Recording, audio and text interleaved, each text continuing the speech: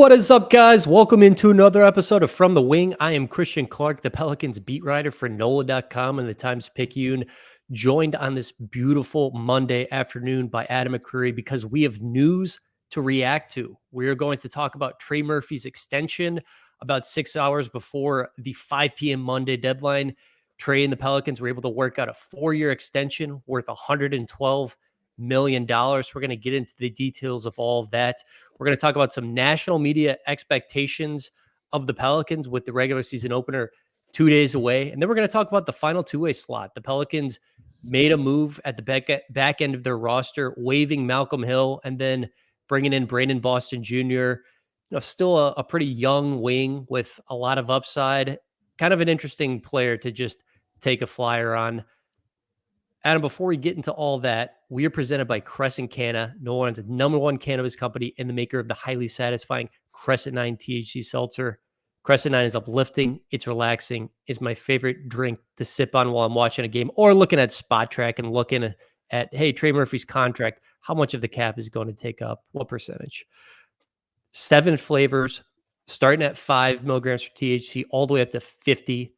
Because it's made with hemp-derived THC, Crescent 9 is legal for adults from coast to coast. I got the wobble going on today. It's a 10 milligram with a little bit of caffeine, a little bit of the uppers, a little bit of the downers.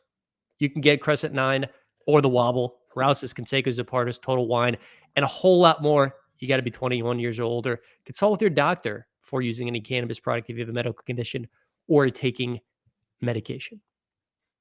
The wobble, the preferred bev of one Big Frida, stamped on the can right there, nice and glittered out, easy one to find. It's neon pink, covered in glitter. Hey, it's easy to locate. The caffeine part, I don't know, we're up and down same time, but hey, whatever you love. And also everybody who's been telling me that like where they're finding these and everything and sending me pictures of like the cans in your neighborhood grocery and stuff, that's been really cool. Keep doing that. Yeah, man. I went into just like the little corner market a couple blocks away from me and I saw them on the shelves there. I was like, oh, okay. They're in here. This is great. I mean, they're kind of everywhere in New Orleans. I'm loving it, man. I'm loving it. They are descending upon us, much as basketball is. So let's talk about basketball. So on last week's show, my prediction was the Trey Murphy extension with the Pelicans would get done. I just thought it made too much sense from both sides. Trey Murphy, I don't think was going to pass up guaranteed money in the hundreds of millions of dollars. And I don't think the Pelicans were going to risk him becoming a restricted free agent next summer. And I don't want to say a doomsday scenario, but the unsavory scenario of a team like Brooklyn or Detroit, hitting Trey with an offer sheet of, oh my gosh, $160 million. We got a match. We're going to lose him for nothing. Like we predicted, an extension with Trey got done. This happened about 11 a.m., so 6 hours before the deadline. $112 million over 4 years, $28 million in average annual value. The biggest surprise to me was no 5th year. My assumption that this was a compromise, a little less than average annual value, which helps the Pelicans. And in return, Trey gets to go to free agency a year earlier. He'll be 28 by the time he becomes a restricted free agent. That's going to be in 5 years because he's got 1 year left in his rookie deal. All in all, I thought it was a win for both sides. Yeah, look, same thing. We were looking for that like 140 for 5 years thing. And then you see the 4 years, you're like, oh, okay, same math, like just about the same math, same average annual value, just cut the last year off. And that's probably the conversation about like team option versus player option. Can't come to an agreement. Okay, well, then we'll lop it off. You get to test free agency a year sooner in the middle of your prime. Like that probably has an appeal of its own. And so we land here.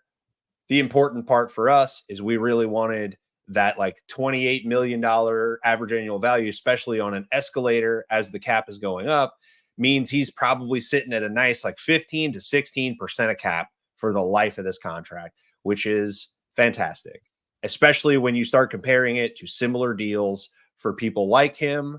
I'm thrilled about it. Couldn't really ask for much more. Would have loved it if we got the same deal with no options with a 5th year, but I totally get it. This works. It's a solid deal. He gets a bunch of money. I think everybody's happy, and now we start to, you know, look at him and maybe add a little expectation now. Yeah, it's not. I mean, this year will be a lagniappe because he's going to be making, I don't know how much it is, $6 million, whatever it is, that salary total for the final year of the rookie deal. But it's going to feel a little bit different after this year. I mean, there's just going to be expectations that he's producing a lot, and he can do that. I mean, he got this deal and it was well deserved. I mean, has the makings to be, one of the best role players in the entire NBA. I had many thoughts on this deal. One of them was, do you know who the guy who was taken 3 spots ahead of Trey Murphy in the 2021 draft was? It was like James Booknight or something. It was Moses Moody with the Golden State Warriors. Oh yeah. The Golden State there were a lot of teams that I think had interest in Trey. The Houston Rockets were one of them. They ended up taking Alperen Şengün. The Golden State Warriors, I think, had significant interest in Trey Murphy. From my understanding, they had him in for multiple workouts. From what I was told, they were going to take him if Moses Moody wasn't on the board. I guess Moody was their guy at 14. Trey Murphy is a heck of a lot better than Moses Moody, who got a 3-year, $39 million extension done with the Warriors. I am happy, very happy Trey Murphy's a Pelican. He would have been a sick ad on the Warriors next to the Splash Bros, and I guess just the Splash Bro now. Yeah, we don't need to do this. This is a Pelican show. We don't need to fantasize about Trey playing for other people. We need to be I guess excited. I'm glad. I guess I was, as I saw Moses Moody, 3 years, $39 million, Yeah. it just made me happy that, like, thank God this Didn't go the guy other way. was still there at 17. I mean, the Pelicans in 2021, they made this trade with the Warriors, one, because the Steven Adams thing was not working out here. The Jonas Valanciunas they thought would just be a little bit of a better fit. It was. The other part was they felt like, okay, we can get a really good player at 17. They were originally 10 in that draft. Trey Murphy, I think, was their guy, and they were right. Like, one of the biggest wins of the last 5 years, getting Trey Murphy at 17, 18 spots later, Herb Jones undrafted that night, Jose Alvarado. Big dub to get Mr. Trey Murphy at 17. Yeah, and he was like one of the like really truly late risers where we were watching mock drafts for like months and his name was not even in the top 30, and then you saw him like bust into the 20s and you're like, okay, who's the Trey Murphy kid? And then like the more people dug, they're like, hey, I'm hearing some real stuff. This kid can really, really shoot. It wouldn't surprise me with his size if he jumped up a little higher. So you're like, okay, maybe like 19 or something like that. And look, as much as people may have loved him, it was spicy taking him where they took him at the time, in the context of that time, that you were early on Trey Murphy and they got it right. They got that whole year right. And now all of those dudes are locked up in the near term. And that was the turning point for this franchise being in the dirt and this franchise actually being in a fairly healthy place right now. Like, that was the turning point, draft night 2021, because it was not pretty before then. The first years of the Zion era were not going well. They couldn't find the right head coach. That was there were a couple turning points, but that was like the biggest one if you look back in these 5 years. We went from no wings to all the wings. We were like a damn wing stop after that. Yeah, changed a lot. Another takeaway I had from this deal, I think the Pelicans have a core 4 now. DeJounte Murray, Trey Murphy, Herb Jones, Zion Williamson. All 4 of those guys are under contract for a minimum of the next 3 seasons. Trey's extension means he's under contract for 5 seasons. Herb's got 3 years left. Zion, I think 4, and DeJounte Murray, I believe 3 minimum. That sounds right. I don't have the spot track table pulled up, but my point is that I think there's a core 4 group of players going forward. They can pick who to mix and match around them. But I mean, I'm excited to watch this group for the next couple seasons here. Yeah, look, we know that our bread has been buttered, like the middle of this roster, the bread has been buttered by the additions of Trey and Herb. And we started talking a little bit last year about like, if you're talking about fundamental building blocks that you want to keep around as long as humanly possible, the hardest guys to find are the Herbs and the Treys. It's one thing to have a pick at 1 or 2 and take a massive talent who's expected to be that good. It's another to find them in the teens and the 20s and find a guy that can end up on an all anything team.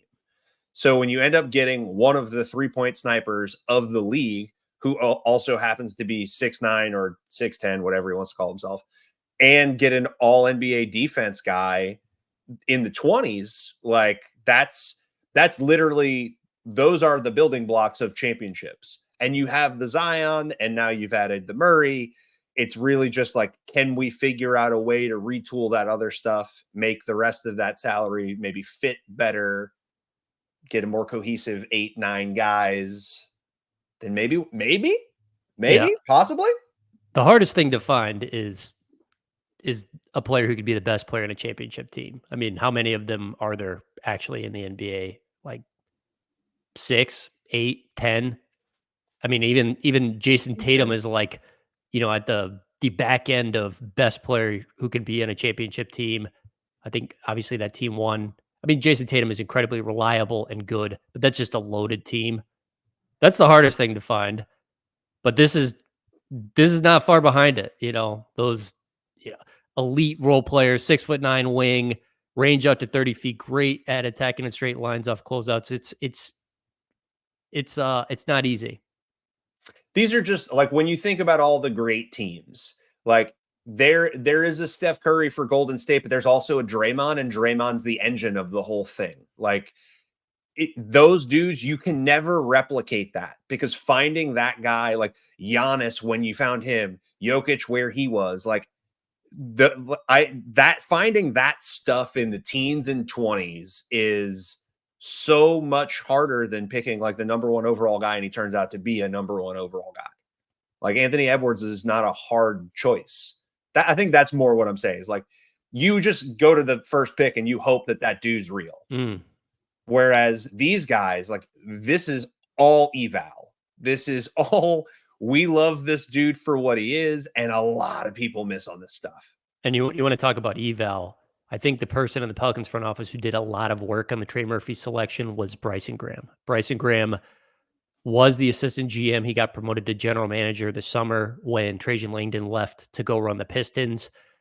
He's been with the team, I think, for 14 years. I mean, he got a start under Dell Demps and has just slowly worked his way up. I think David Griffin respects him a ton as a talent evaluator. I honestly think the Pelicans, there's some people around the Pelicans who think Bryson Graham can run the show somewhere someday. I think they think that much of him.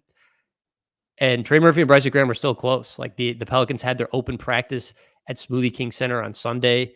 I just like to go and sit and observe a little bit. I mean, Trey Murphy and Bryson Graham were just chopping it up courtside. I think Trey had one of Bryson's kids in his arms. It was just friendly. They weren't talking business or anything, but like those two guys remain close. And I think Bryson was one of the driving forces behind that Trey Murphy pick in 2021. All right, so if we're looking at so we got a Jalen Green deal, we got a Jalen Johnson deal, we got a Jalen Suggs deal, so many Jalens. All the Jalens get paid, Trey gets paid. How are we feeling if we had to stack those up? Alperen Şengün just gets $185 million for 5 years right before we hop on here. Where do we stack up value-wise? Because I look at that list based on what we already know and what those numbers ask of those guys. And it's hard for me to say Trey's not at the top of the list in terms of like the measuring stick we talked about with Windhorse. It's like, if you had to trade it today, would it sell? I'm pretty sure people would want Trey on his number faster than they'd want any of those guys I just named. Yeah, I think he's got to be up there because he's already very good. I mean, the basketball reference numbers will tell you that, but also the on-off stuff too. By the advanced metrics, by the traditional metrics, Trey Murphy is already very good, and there's a lot of untapped potential. I think that's the exciting part about it. It's like very good player with a lot of room to grow. I mean, he was a guy who was short, coming into college at Rice. I'd have to look it up again, but like, what was he, 6'5" at the start of Yeah, I college? feel like it was 6'4", 6'5" is how the story goes. Everybody's got one of these stories. Yeah, I mean, His is pretty wild though. his is pretty wild. Unheralded. Not many people who thought Trey Murphy was going to be an NBA player. I'll put it like that. When he started his college career, 2 years at Rice, goes to Virginia in the COVID year. Basically, he has 50, 40, 90 splits that 1 year in college. I wonder if it wasn't a COVID year, would he have gone higher? What if it was just such a strange year where people weren't scouting in person as much? I mean, people were just confined. I wonder if he's still there. If it's not a weird COVID year, I don't know the answer to that question. It depends. I mean, it's also an interesting thing to be a 1 year guy that goes to the shout out to the retired Tony Bennett's UVA. I have a lot of jokes that I could get off about UVA basketball and what they do with wings. They make them NBA ready, but are they crippled most of the time when they leave? I don't know. Maybe debatable. But I wonder if 1 year at UVA where they run a very, very, very slow system that is drive and kick and drive and kick and drive and kick, clock runs out, take the shot. It's not the greatest place for anybody to show off if they're not the psycho defensive guy. If you're the psycho defensive guy at UVA, you jump out. Like that's your DeAndre Hunter. He was the 3-and-D prototype over there. But I think it might have still been tough just jumping straight from Rice. I think that's the big thing. You go from nowhere to on the national map. And he was also one of those ones like his draft stock climbing is probably why he leaves. Because he's like, hey, we got an eval. You're going to go mid-first round. Okay, I'm out. Peace. Some of these other deals, Kispert, 4 years, 54 million. Solid enough. Yeah, Suggs, 5 years, 150 million. Eh, That's one that I saw some division on the timeline. I mean, Suggs is good, and he contributed heavily to the Magic winning last year, and I don't think that should be overlooked. Like whatever you think about the guy, I mean, he was a huge part of them winning a bunch of games last year. At the same time, he's 6'3" and not exactly like a lead guard, and he can't really make shots off the dribble. He's kind of just like a spot up guy who raised his 3-point percentage by a lot last year. Very good point of attack defender. I understand why that was a little more of a divisive one. That's the classic. We're more invested in him than you, so we're comfortable with the number that might make you itchy. That's he is not a great shooter yet. He got better last year. They basically win all the games where he makes 3 threes or more, but he doesn't do it a lot. So they still need shooting and they still need ball handling. And oddly, they got another dude. They spent their money on Kentavious Caldwell Pope, who is another like guard in the same fashion, which is just an interesting pairing. It feels like they still need more dribbling and more shooting, and that feels like a large number, but it's probably fine as a rookie extension. But yeah, it's definitely like, yeah, that could go either way. What was your take on Jalen Green, who signed for 3 years, $106 million with the Rockets and got a player option on the third year? I did not in my life think that Jalen Green and Shangoon would both get paid. I thought I it didn't would be either. an I thought it would be an either or, and it would kind of paint for us who they were going to be like okay pushing toward restricted free agency and just like leveraging the market against them. Because I think there's huge question marks on both guys. I know analytics Twitter loves Shangoon, but he doesn't really win games. He can't really shoot, and his defensive numbers are not good. He's not a good defender. But he does have like truly like Jokic-esque passing and driving, which is very, very wild to watch sometimes. But you can also just like score a ton on him. So I don't know. Him and Jalen Green do not really play well historically together. Jalen was incredible and wildly hot while Shangoon was hurt. So it's just like it's big question marks. To me, their starting lineup's like 150 million next year now, which is somebody got to go. Yeah. Because that's not happening. And if it is going to happen, I will take one Jabari Smith Jr., please. I think the Pelicans loved him Loved Jabari Smith Jr. In the draft that year. You want to talk about playing 5 out? That would be compelling. That would be It's so compelling I was stuff. hoping for it at the start of last season because like our guy in Houston didn't really. I'm blanking. Who's the guy from Boston that went there? Tough defensive coach, their head coach. Ime Adoka? Yes. Okay. Udoka goes there and immediately like Jabari's kind of on a shit list. And he's not like he's in and out of the rotation and stuff. When the year starts, he's like circled on my list of guys where I'm like, I hope this goes bad. Because if he does, I want him to be the reclamation project for us. And then they figured things out and he became a steady part of the rotation and he was getting like 8 and 9 rebounds a game and a couple of blocks. And you're like, okay, damn it, they figured this out. But Şengün was also hurt a big chunk of the season. So if we can find a way to get Jabari Smith right back on the shit list again, he can walk on over to New Orleans anytime. Last thought on the Trey Murphy deal. Said it on the last show. He's already good. He's got the potential to get a lot better. Great character guy, well-liked teammate. I think he's one of the guys on the team Zion likes the most. He complements Zion really well. He fits into any future the Pelicans want or envision with themselves. He can just play with any type of player, and I want him around. I'm glad this got done. 4 years, not 5, but I think still a good deal for the Pelicans. All right, let's shift gears here a little bit. A lot of the national outlets are coming out with season predictions. Today, the Monday before the regular season starts, it's one of my favorite days of the year because I just sit there and like open up a million tabs and read everyone's, bold predictions and takes and how they think the Pelicans are going to do this and that. It's just a fun day.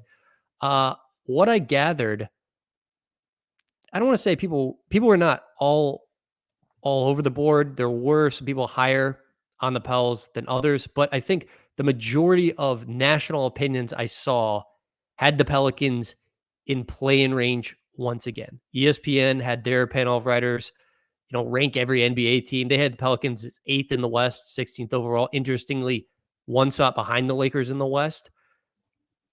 Sporting news, Steph No, who is a good NBA writer, used to live in this market, had the Pelicans 8th. I saw a lot of Pelicans back in play-in tournament territory. Yeah. I think as much as I hate that's probably like their Vegas prediction is probably the right thing to say. They don't have an actual starting center relative to the rest of this NBA's level of talent at the center position. They are going to try to play small ball a good bit more than they ever have in an era where these guys have all grown up playing against that style on some of these teams. And so it's not the shock that it used to be. And all it comes down to is like, it really comes down to how bold do you feel about what Zion's going to be this year? And if you feel like that guy is going to contend for NBA MVP, then the Pelicans are going to be comfortably in the top 5 of the West. I think Zion is that good. Like he is that good that he will do the like Jokic when he's had problems, like when Murray was hurt and we thought Jokic was going to be like in the maybe right on the fringe of the playoffs, and then he's just like wills them through 49 wins that you were like, how is this easy? He's doing it with nobody. Zion can be that level of weight carrier if he is as good as he can be. But right now, based on what we know and how much you've been burned in the past, you probably say 46 is a solid target. And that's playing stuff. So, yeah, I mean, this year is going to be a test for Zion. Was 70 games played last year, by far a career high. An aberration, or is that the new norm? We need this to be the new norm. Everything we've seen in the last 4 weeks or so has been encouraging. Physically, he looks good. Mentally, he seems like he's in a great place. Low-key, one of my favorite moments from training camp was when he was wearing the Team 3 hat, boarding the plane to one of the preseason games. It's like, that was a nice, subtle shout out to your teammate who wants to get paid and finally did get paid on Monday. That was a nice move. you gotta love it when the dudes ride for each other. Yeah, you gotta love it. Look, I think the Pelicans, like a lot of the national people being like, oh, I'm seeing 7th, 8th, 9th for the Pelicans. It's just It's the no center thing. It's the durability and fit thing, but mostly I think it's just the West is a monster. I mean, they won 49 games last year, and I mean, I guess the Suns who finished sixth also won 49, got ahead of them from the tiebreaker. They're still back in the play, and it's like that's their biggest problem. They just play in like one of the toughest conferences ever. At the same time, I'll caveat that with this. OKC and Dallas are the only ones that I feel like, like bold about them being at the top of the West, where like I feel like that's it's fairly unassailable. Their roster composition, the situation they're in, the level of the players at the top of the roster, how much does their roster make sense? Those two teams feel like they can absorb damage and still win games. Yes. Minnesota debatably is like on a next rung after the trade because we have no idea what Julius Randle plus Rudy Gobert minutes are going to look like. We have no idea. Yeah. But they should still be able to weather a lot. Julius is going to score. He's going to score buckets, and Rudy's going to erase a ton of stuff at the rim. Everything after that, you could convince me like the Clippers are doomed right now. Like there's that's going to be my two fantasy players, James Harden and Norm Powell, just taking turns putting shots up. Houston, do I feel any better realistically about them than I did last year? No, I feel about the same. So Memphis, so Minnesota probably on their own tier, and then everybody else like Memphis, Phoenix, us, Sacramento, So like Denver, we're kind of in the same pool. I was gonna say Phoenix added Mike Budenholzer, objectively a fantastic regular season coach, signed a couple point guards, Tyus Jones and Monte Morris. That's not moving you? No, I mean, those point guards aren't. Like those are career backup point guards. It'll be nice because like they need to get the ball handling off of the two guys, but in crunch time, are they going to do it? Are they going to put the tiny guys out there and say, like, is Monty Morris going to be better than he's been for the last 2 years where he's been a complete non-factor and hurt? Budenholzer, yeah, they're going to. So the thing that we'll see change, Budenholzer being there is going to mean they're going to take more threes. Yes. And they have dudes that shoot a lot of threes well. So Durant's 3-point numbers are probably going to go up. Devin Booker's volume of attempts is going to go up. And that will make them win more games. I don't know that they're substantively better than last year. I don't think their rotations will make more sense. But like you're still running Nurk out there and hoping there's better and more gas left in the tank. And that dude's been beat by so many guys in games that matter that I don't know. Tyus is a good get. Like he's going to run your offense right. He's not going to make mistakes. You're also going to be able to attack him at will. And they're going to live with that. So that'll be interesting to see. I don't think anything of Monty Morris. So yeah, I think we're all in the same pile of stuff. And who's going to be the cream that rises to the top? What about San Antonio? How much of a win total increase is San Antonio in for this year? Wemby year 2, Chris Paul there to play point guard. It's not Jeremy Sohan as their starting point guard in opening night this year, and Harrison Barnes. Look, I think this isn't going to be like the push their chips in for contention year. And I don't know how many games Chris Paul's going to play. And he's very old. It's going to look good while he's healthy. Early start of the year, while he's healthy, it's going to look awesome. And he's going to get them a ton of easy buckets, and Wemby's going to be amazing. And I love Sohan. So I like that part makes sense. I don't know if Devin Vassell is a good player. I watched him. I think it was against us. He took that awful game-winning attempt that he should have never taken, where they had tons of time left on the clock, and lost them that game. I don't know if he's any good. I believe Keldon Johnson's still there. Zach Collins, rotational big. Like they're not that much better. They retained Harrison Barnes. So like yeah, they'll be more competent. Wemby will get better. I don't think this is the year they take over the world. I think this is like a torch passing veteran year, and they're going to make a call at the end of the year where all of a sudden everybody starts getting paced down. So I don't think this is the big, like, this is the year and he's going to take over the world now. I think we got one more year before the Wemby lights us all on fire. I think this year is like, he probably gets like defensive player of the year or something. And we get excited about that, and that ramps him up to being like a top 4 team talked about next year. I think he's definitely going to be in the mix for all NBA this year. I mean, I think like they're not going to be a play-in tournament team just because I don't think they want to be. I mean, Greg Popovich just had these quotes, I think with Sports Illustrated, where he was like, I keep telling Wemby, like, you have to be patient. Like the process takes time if you really want to be a contender. Like you just have to let the pot roast, sit for a while. You're not going to get great pot roast after only 1 hour, Adam. It's got to be You a couple hours. It's got to be a couple of years, Wemby. you love food metaphors so much. You love to let stuff simmer. You love to get some gumbo together. Like, Who else in this market is doing food basketball metaphors like us? I mean, it feels like every other episode. But yeah, you gotta let that pot roast simmer. Yeah, you gotta give it another couple of hours. Make sure it's falling apart. Make sure you got a nice jus going on there.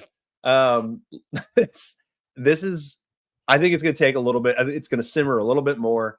Wemby's gonna amaze us. They might get 5 to 10 more wins out of this from having Chris Paul. They'll probably have fun, really fun offensive moments with him on the floor, with these indefensible lobs that are about to happen. And then he'll probably also get hurt and miss like 15 or 20 games. And then like his body will be worn down at the end of the year and they'll probably sit him for some time and it'll probably be okay with everybody. Last thing I got for you, Pelicans made a move at the back end of their roster. They waived Malcolm Hill. They claimed Brandon Boston Jr. off of waivers and have signed him to a two-way deal. Brandon Boston Jr. spent the last 3 seasons with the Clippers. He was actually, if you're going to be technical about it, a Pelicans draft pick. The Pelicans picked him with the 51st pick. His rights were traded immediately somewhere else. I think he's just an interesting player to take a flyer on. 6'6" wing. I think the key thing to know about him is he can shoot off the dribble and just make plays off the dribble. Like he's got nice like a dribble pull up game basically.